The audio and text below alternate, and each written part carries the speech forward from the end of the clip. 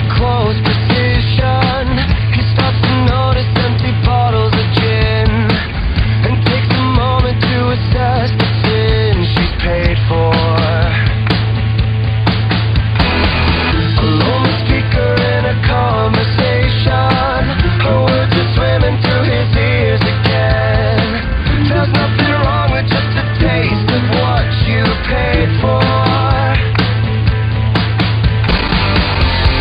Say what you mean, tell me I'm right, and let the sun rain down on me. Give me a sign, I wanna believe. Whoa, Mona Lisa, your guarantees to run this town. Whoa, Mona Lisa, I pay to see you proud.